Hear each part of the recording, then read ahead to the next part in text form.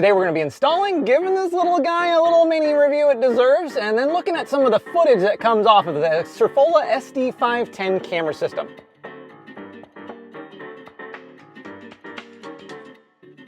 For a sub $100 dash camera, this has got to be some of the nice packaging I've ever seen. Right on top, you've got your installation and user manual.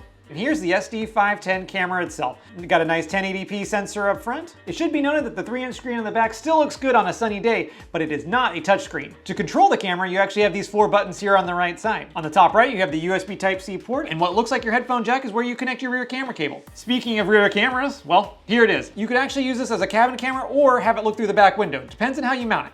A USB Type-A to Type-C connection cable. They've included a nice quality suction cup mount with a locking tab and then a tilt and pan feature.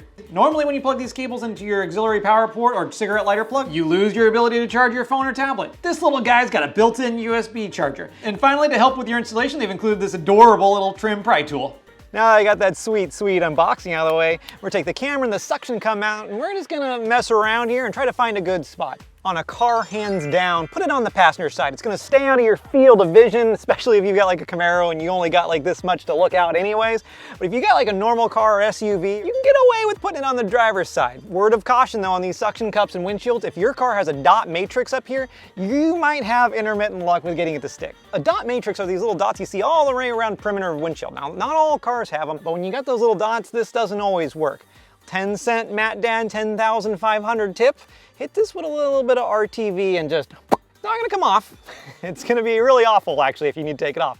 But that'll get you through it if if it doesn't, that'll glue it on there. That's what I'm trying to say. We gotta find an accessory plug, cigarette lighter, whatever you wanna call this thing, plug that we can actually put this thing in and it'll work. And here's another Matt's helpful tidbit 12,021 challenged advice.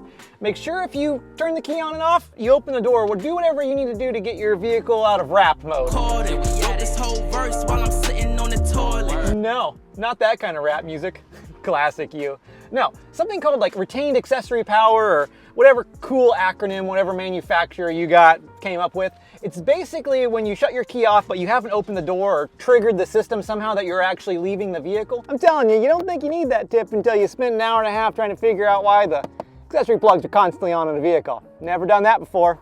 Nope, never done it, never once. Now that we got a good idea where we're gonna mount and power this bad boy, time to get the SD card squared away. An off-brand name brand like this Lexar is the bare minimum I'd use for a dash camera. But why, Matt? Well, let me learn you something. When you go on Amazon and search by sketchiest, you're left with something that could really render this thing useless. If it can't record video, we don't even need a dash camera. Like this is stupid at that point. Be sure to not exceed the capacity for gigabytes that the manufacturer recommends. Surfola recommends 32 gigs and a minimum speed of V10. These numbers right here, either V6, V10, V20, V30, are all the speeds of an SD card. Fight through the manly urge to just barely leave enough cable here. Go ahead and coil some extra up in the headliner.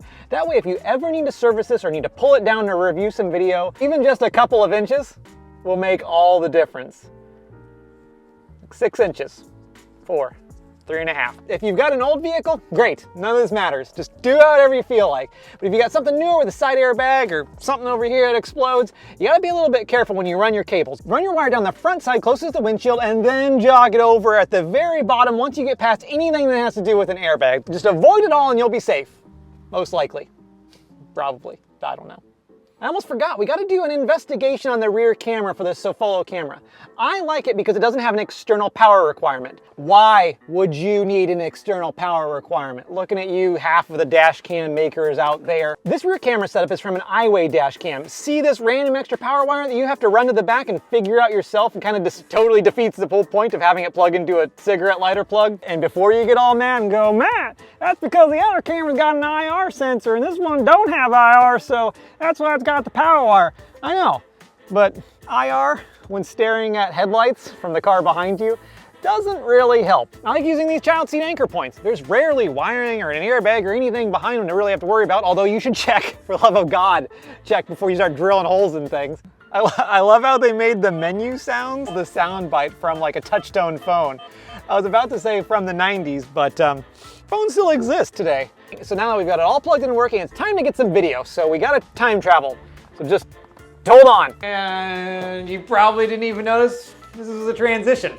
Here's the front-facing camera on just a normal, happy day. Look at that, just doing fun, happy camera stuff. Wow, that is nice. But here's that same camera, not doing fun things, some weird lighting stuff.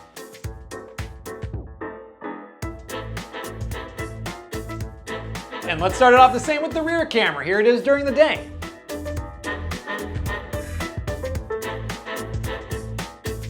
I almost find it hard to believe that this dash camera is in the sub $100 price bracket. So in conclusion, just buy one, maybe 5.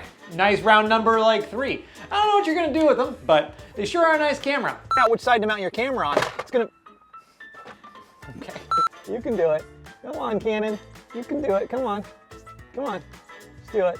Just focus on it, just focus. Okay, we're not gonna focus on it, it's fine.